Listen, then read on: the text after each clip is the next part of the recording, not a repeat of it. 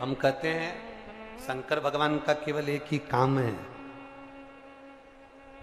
जो लिखा विधाता ने तुम्हारी किस्मत में, जो दुख विधाता ने लिखा, शिव जी का एक काम है।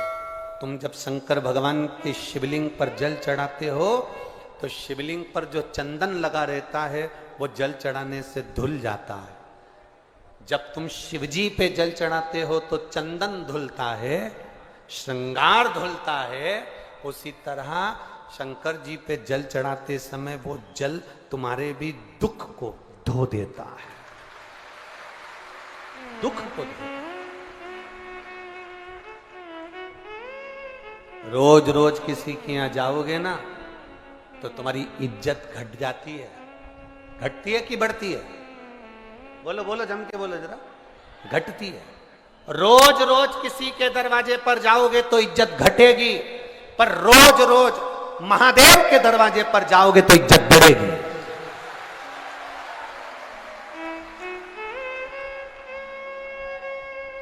किसी के दरवाजे पर जाने से इज्जत घटती है, पर महादेव के दरवाजे पर जाने से इज्जत बढ़ती है, बढ़ती है इज्जत। अभी तक तुम जाके देखना, तुम ऐसी रोड पर घूमते रहो, रोज शंकर जी के मंदिर जाना चालू कर दो तो पहले तो लोग कहेंगे हाओ आवारा है नंबर 1 का, बेकार है तो छोरा, बहुत अवल्ला है ये तो, बहुत बेकार है ये तो। छोरे को बेचारे को जो देखो वो एक ही बात की, तो अवल्ला है, ये तो ऐसा है, ये तो वैसा है। और वही छोरा जब रोज शंकर जी के मंदिर जाए और शंकर जी का श्रृंगार करे, शिव जी पे जल चढ़ाए, त्रिपुंड लगा के जब मंदिर से आए तो धीरे धीरे लोगों का कहने का तरीका बदल जाएगा। भैया ये तो रोज मंदिर जाता है, शंकर जी का भगत है, नंबर 1 का भगत। भगत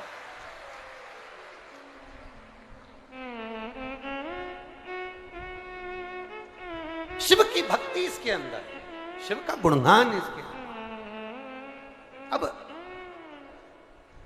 शादी हो गई, राजकुमारी आ गई। राजकुमारी ने पूछ लिया अपने पति से, मैं एक राजा की लड़की, तुम एक ब्राह्मण के बेटे, मैं कैसे मिल गई तुमको? कहा 16 सोमवार के व्रत के फल से मिली। व्रत का फल इतना होता है, एक बेटा मुझे चाहिए, पुत्र की कामना से उसने 16 सोमवार का व्रत करा, उसको एक पुत्र भी हो गया। पुत्र होने के बाद पुत्र धीरे धीरे बड़ा भी हो गया। बड़ा होने के बाद पुत्र ने एक दिन पूछ लिया, मां मैं राजघराने में जन्म ले लिया, ऐसा मैंने कौन सा पुण्य करा था?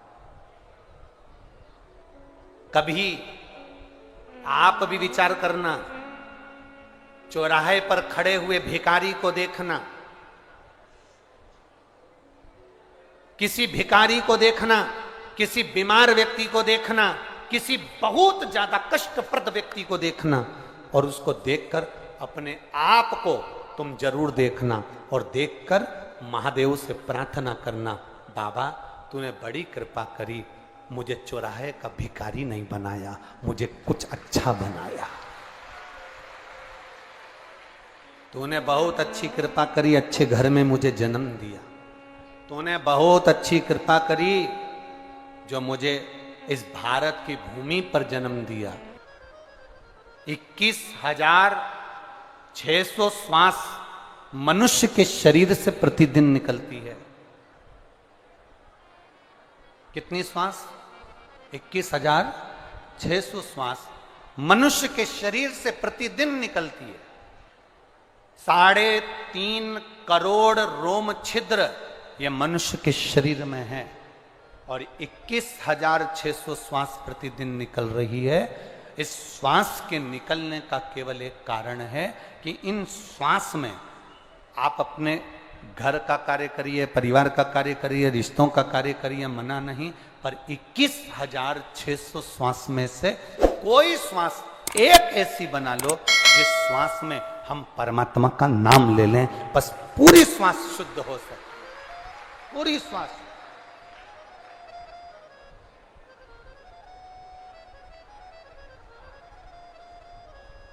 एक व्यक्ति ने प्रश्न किया था,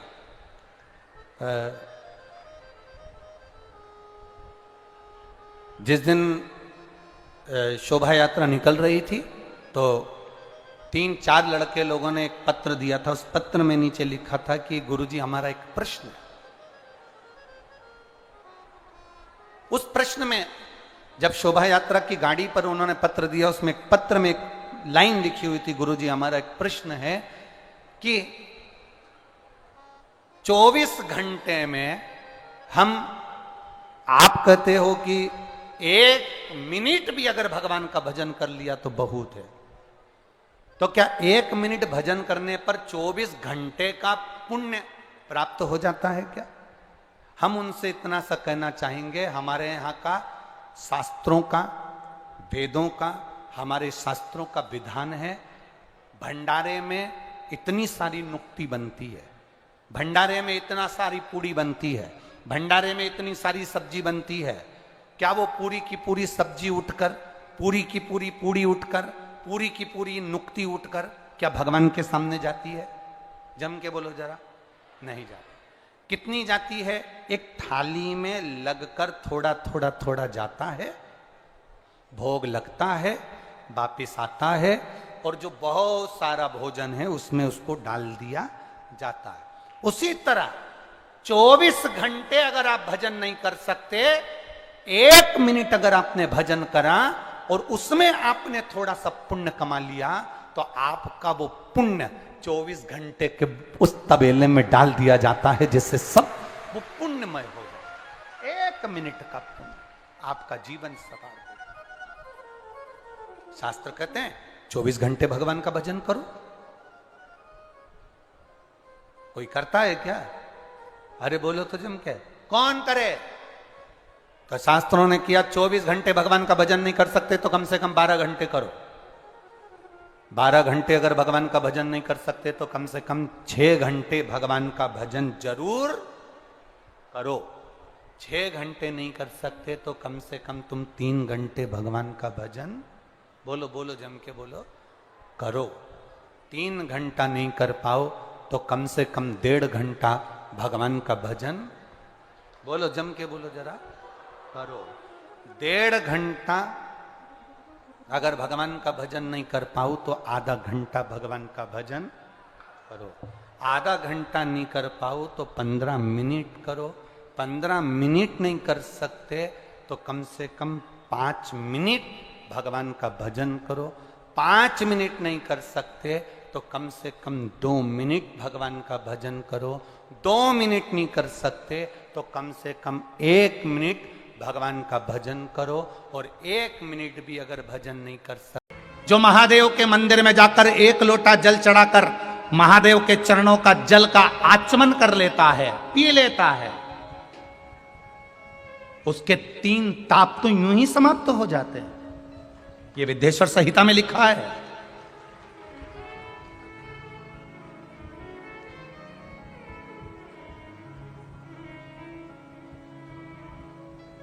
मेरे देवादिदेव महादेव के पास में जो भी सामग्री रखी है वो कोई साधारण सी नहीं है। शिव जी के पास में अगर सर्प भी रखा है तो वो भी कीमत वाला है, एक डमरू भी रखा है तो वो भी कीमत वाला है, एक त्रिशूल भी रखा है वो भी कीमत वाला है। मेरे शंकर भगवान के पास में जो भस्म रमी हुई है वो भी कीमत वाली है। और जब शिव जी से लगी हुई भस्म की कीमत हो जाती है, शिव जी के शरीर से लगे हुए मृग चर्म की कीमत हो जाती है, शिव जी के शरीर से लगी हुई एक बेलपत्री की कीमत हो जाती है, शिव जी के शरीर से लगे हुए एक गंगा की धार की कीमत हो जाती है, शिव जी के शरीर से लगी हुई एक मट्टी की कीमत हो जाती है, शिव जी के शरीर से लगे हुए एक पुष्प की कीमत हो जाती है। तो जो शिव जी से लगा रहता है उस मनुष्य की कीमत भी मेरा भोलेनाथ बढ़ा देता है। वो कीमत बढ़ाने वाला मेरा देवादिदेव महादेव है। वो कीमत बढ़ाने वाला मेरा शंकर, मेरा ओघड़ी, मेरा दातार, मेरा दयालु, मेरा शिव है। जो परमात्मा से एक बार लग गया, जो शिव तत्व तक पहुंच गया, जो शिव महापुराण की कथा में या शिव मंदिर तक, शिवालय तक पहुंच गया, उसको परमात्मा ने पकड़ कर रखा है। हमारा भारत देश कोई साधारण सा देश नहीं है। पूरे दुनिया के लोगों को इस भारत देश पर गौरव होता है।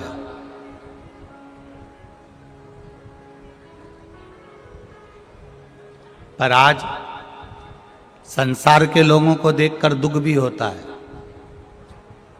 कि किस भारत की भूमि में तुम जन्मे हो, तुमको मालूम है?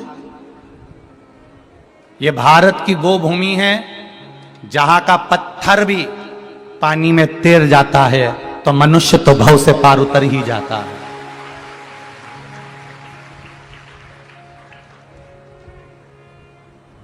दुख उनको देखकर होता है जो भारत की भूमि में जन्म लेने के बाद भी कहीं ना कहीं किसी ना किसी रूप में दुख भोग रहे होते हैं, कहीं ना कहीं कष्ट भोग रहे होते हैं, कहीं ना कहीं पड़े हुए होते हैं।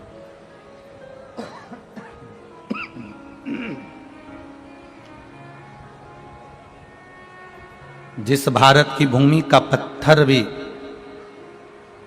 पानी में तैर जाए, जिस भारत की भूमि का एक पत्थर का टुकड़ा भी पानी में तैर जाता है, ये वो भारत की भूमि है जहां पर केवल पत्थर जब पानी में तैर सकता है तो आप भगवान का नाम लेकर इस भव सागर में भी तैर कर पार उतर सकते हैं। केवल पत्थर नहीं,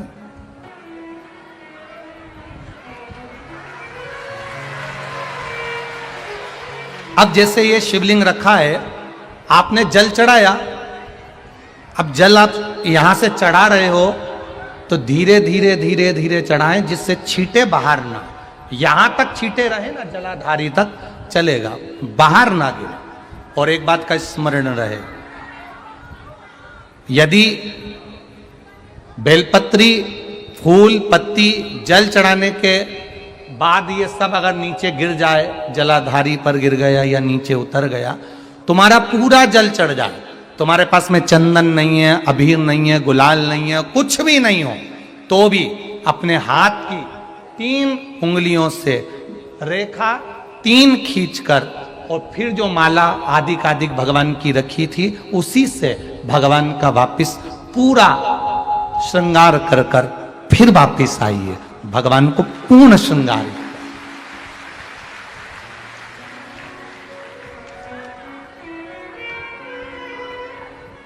भगवान का पूर्ण श्रृंगार कर कर आइए। कई लोग जल चढ़ाने के बाद में भगवान का जो फूल पत्ती नीचे रखी रहती है, हम ये नहीं कह रहे कि आप अपने घर से लेकर जाओ, आपके पास में कुछ नहीं, 1 लोटा जल चढ़ाओ, जल चढ़ाया, जो फूल पत्ती नीचे रखी हुई है उसी को उठाकर उसको रखकर उसी फूल से अगर पहुंच भी गए और तुम्हें लग रहा है कि मैं गलत लोगों के बीच में फंस गए तो कबड्डी याद रखना, और पहुंच गए तो पाली छू के वापिस सजाओ, पर उनके साथ में रुक मत जाना, नहीं तो कभी भी आउट हो सकते हो, समाप्त हो सकते हो, इसलिए छुओ और वापिस सजाओ। कबड्डी का गेम हमको सिखा रहा, ये दुनिया के जितने जितने ये गेम है ना, जितने जितने दुनिया में ये खेले जाते हैं गेम, ये कोई साधारण है? इन सब गेमों में कुछ एक वो होती है ना, वो जिसको लात मारते हैं, फुटबॉल, किस किसने खेली है? खेली है आप लोगों ने? वो उसको रखते हैं और दे लात दे लात दे लात दे लात, और वो इधर जाए उधर जाए उधर जाए। एक शिष्य ने गुरुजी से पूछा, इस गेंद ने क्या बिगाड़ा, इस फुटबॉल ने क्या बिगाड़ा जो इसको लोग लात मार रहे हैं? गुरुजी ने कहा, बस इस फुटबॉल की एक गलती है, ये अंदर से खाली है, अगर ये अंदर से भरी होती तो किसी के बाप में दम नहीं होती कि लात मार दे।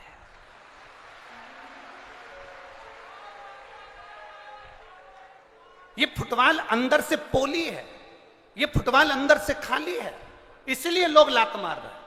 अगर ये फुटबॉल भरी होती, इसमें रेत भरी होती, इसमें पत्थर भरे होते, इसमें कुछ और भरा होता, और इसमें अगर कुछ पक्का भरा होता तो किसी की सामर्थ्यता नहीं कि कोई एक लात मार दे। भरी हुई चीज में कौन लात मारता है? खाली है, इसलिए लात मारी जा रही है। याद रखना, जब तक ये मन, जब तक ये चित्त, जब तक ये बुद्धि, जब तक ये हृदय खाली रहता है, दुनिया के लोग तुम्हें लात मारते रहेंगे, तुम्हें रुलाते रहेंगे। जिस दिन इसमें शिव भर गया उस दिन कोई नहीं रुला सकता।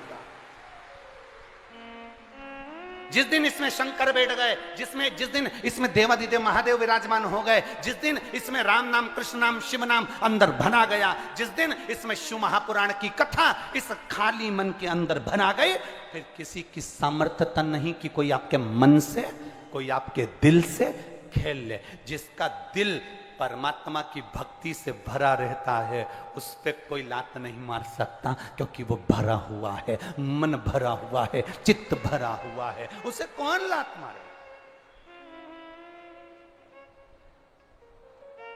कौन लात मारे?